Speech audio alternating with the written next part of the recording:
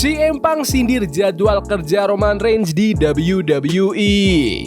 Siapa yang akan return bantu Cody Rhodes? Stephanie McMahon ternyata nggak suka musik barunya. Dan masih banyak lagi. Selamat datang di Extra News, di mana kita akan bahas berita dan rumor terkini tentang WWE. CM Punk sindir jadwal kerja Roman Reigns di WWE. CM Punk baru aja ngelempar omongan pedas soal jadwal kerjanya Roman Reigns menjelang duel mereka di WrestleMania. Pas lagi ngobrol sama komentator Corey Graves, Punk nyindir Roman yang jarang nongol alias cuma part-time di WWE. Dia bawa-bawa nama Seth Rollins sama Cody Rhodes yang menurut dia hebat banget bisa bagi waktu buat tetap sering muncul di TV, beda banget sama si OTZ.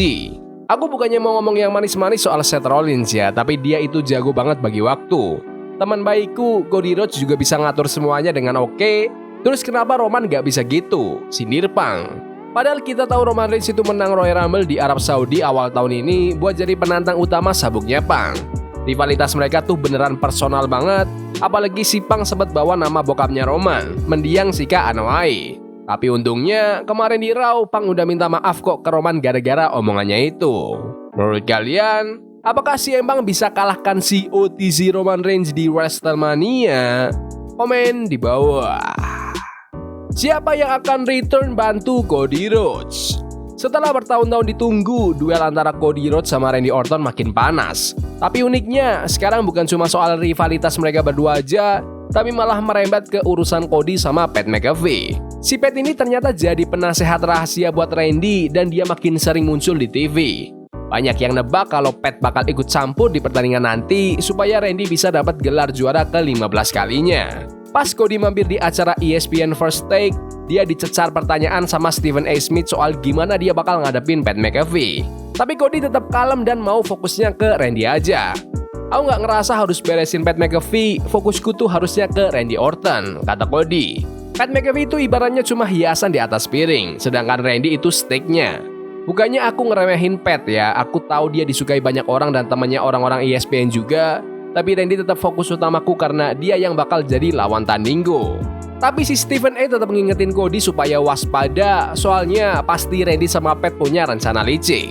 Akhirnya Cody ngaku kalau dia juga udah nyiapin strategi. Aku juga punya rencana kok, lanjut Cody. Nggak mungkin kan aku terus-terusan kena hajar sama mantan pemain NFL kayak dia tanpa punya rencana balasan. Tenang aja, aku udah siapin semuanya. Menurut kalian, siapa nih yang akan bantu Cody Rhodes di WrestleMania? Komen di bawah. Stephanie McMahon ternyata nggak suka musik barunya. Hampir sepanjang karirnya di WWE, sang juara dunia Stephanie McMahon selalu pakai musik Bury Me dan fans suka banget. Tapi sejak bulan Februari kemarin, musiknya diganti jadi La Primera. Sayangnya, musik baru ini kurang dapat respon positif dari fans. Banyak yang bingung kenapa WWE ganti lagu yang udah populer banget itu. Pas muncul di podcast Chris Van Vliet, Stephanie cerita soal perubahan ini. Dia sebenarnya tetap sopan sama musik barunya, tapi kelihatannya dia emang lebih serk sama musik yang lama. Aku suka sih, tapi yang nggak cinta-cinta banget sama lagu yang sekarang. Curhat Stephanie. Aku cinta banget sama musik lamaku, tapi ya tahu sendirilah ada urusan hak cipta dan masalah teknis lainnya. Jadi ya kita butuh musik baru. Aku cuma berharap orang-orang bisa ngerti dan tetap dukung musik baru ini. Selain soal musik, Stephanie juga ngomongin soal gaya masuknya ke ring. Dia bilang dia lagi kerja bareng Triple H supaya gaya masuknya lebih hidup dan gak cuma sekedar jalan biasa. Sampai sekarang dia masih ngerasa ada yang kurang dan pengen bikin sesuatu yang lebih spesial lagi. Menurut kalian, apakah kalian lebih suka musik Stephanie McMahon yang baru atau yang lama? Komen di bawah. Ternyata Randy Orton udah incar Cody Rhodes dari lama. Gak kerasa tinggal hitungan hari menuju Show of Shows dan salah satu alur cerita paling kontroversial bakal jadi sajian utama di malam pertama. Di WrestleMania 42 nanti, Randy Orton bakal nantang Cody Rhodes buat rebutin WWE Championship. Randy emang dapat tiket ini setelah menang di Elimination Chamber awal tahun. Tapi kayaknya dia emang udah lama banget ngincar The American Nightmare sama emasnya itu. Kalau diinget-inget, sampai bulan lalu tuh Randy Orton masih jadi sekutu setianya Cody sejak Cody balik ke WWE tahun 2022. Kita sering banget lihat mereka berdua saling bantuin pas dihajar The Bloodline, Drew McIntyre atau musuh lainnya. Tadinya banyak yang ngira Randy bakal hianatin anak didiknya itu dari dulu, tapi ternyata si Apex Predator tetap setia di samping Cody. Mau Cody lagi pakai sabuk atau enggak. Tapi nih, tadi WWE baru aja posting video kompilasi mereka selama bertahun-tahun. Cody kan menang gelar Undisputed WWE Championship tahun 2024 di WrestleMania 40. Nah, ternyata sejak saat itu Randy udah mulai punya rencana rahasia. Banyak potongan video yang nunjukin mereka lagi asik nongkrong di belakang panggung, tapi mata si calon Hall of Famer ini nggak bisa bohong. Dia selalu ngelirik ke arah sabuk emasnya Cody. Ada satu momen yang paling mencolok, pas acara Clash at the Castle di Skotlandia tanggal 16 Juni 2024. Waktu itu, Randy sama Kevin Owens nyelamatin Cody dari amokan The Bloodline. Di video itu kelihatan jelas banget, meskipun udah berbulan-bulan sejak Cody jadi juara. Mata Randy tetap fokus ke sabuk itu. Ternyata emang udah diincar dari lama ya. Menurut kalian, apakah Randy Orton bisa kalahkan Cody Rhodes dan menjadi WWE Champion lagi? Komen di bawah. Update acara WWE Hall of Fame 2026. WWE akhirnya umumin siapa yang bakal jadi host acara Hall of Fame 2026. Lewat media sosial, mereka kasih tahu kalau The Miz bakal jadi pembawa acara bareng komentator legendaris Michael Cole. The Miz pun bilang kalau dia ngerasa terhormat banget dapat kesempatan ini. Tahun ini, Stephanie McMahon sama AJ Styles bakal jadi sorotan utama. Stephanie udah diumumin dari bulan September lalu, sedangkan AJ Styles tahu info ini langsung dari The Undertaker. Styles sendiri udah ngelakuin pertandingan terakhirnya pas kalah lawan Gunther di Royal Rumble kemarin. Nama-nama lain yang masuk Hall of Fame tahun ini ada Demolition, Tag Team Legendaris, Psycho Sid dan Bad News Brown, Legacy Wing, Dennis Rodman, Celebrity Inductee, Hulk Hogan vs Andre the Giant, Immortal Moment dari WrestleMania 3. Buat Hulk Hogan, ini bakal jadi kali ketiga dia masuk Hall of Fame sendiri, NWO, dan sekarang momen ikonik ini. Sedangkan buat mendiang Andre the Giant, ini adalah penghargaan keduanya setelah sebelumnya masuk di tahun 1993. Menurut kalian, apakah kalian suka dengan lineup Hall of Famers tahun ini? Komen di bawah. Miles Bourne sering disangka Randy Orton. Meskipun dia bercanda di media sosial kalau dia nggak beneran dengar suara-suara di kepalanya, Miles Bourne ngerasa kalau aura Randy Orton emang ngalir di darahnya. Banyak banget yang bilang kalau Miles ini mirip banget sama idolanya itu, mulai dari muka sampai gaya gerakannya di ring. Pas ngobrol sama Danny Salcedo, Miles cerita kalau perbandingan ini udah ada dari dulu.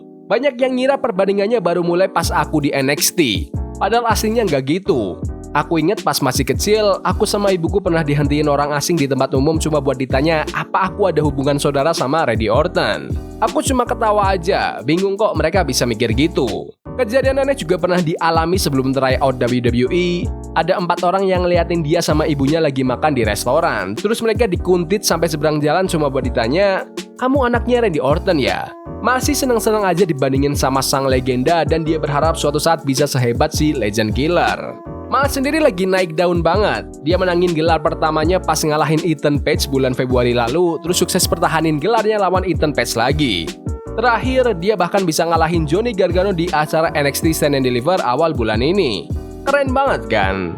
Menurut kalian, apakah Miles Bourne bisa sesukses Randy Orton di WWE? Komen di bawah. Tiba-tiba ada champion baru di WWE. WWE baru aja dapat juara baru cuma beberapa hari sebelum malam terbesar mereka, WrestleMania. Banyak banget bintang yang punya peluang emas, tapi akhirnya cuma 1 orang yang berhasil angkat sabuk dan jadi bintang nomor 1 di divisinya. Jadi, WWE baru aja ngadain Multi-Woman Gauntlet Elimination Challenge buat nentuin siapa yang pantas jadi WWE Women's Evolved Champion. Ada Lainie Luck, Carmen Petrovic, Kali Armstrong, Wendy Chu, Tyra May Steele, Sloane Jacobs, Nikita Lyons, sampai PJ Vasa yang mati-matian rebutan gelar itu. Gelar ini kosong soalnya juara sebelumnya, Kendall Gray, harus ngelepas sabuknya setelah 150 hari berkuasa karena dia naik kelas ke NXT. Nah, akhirnya si Wendy Chu yang sukses bertahan paling terakhir dan jadi juara baru.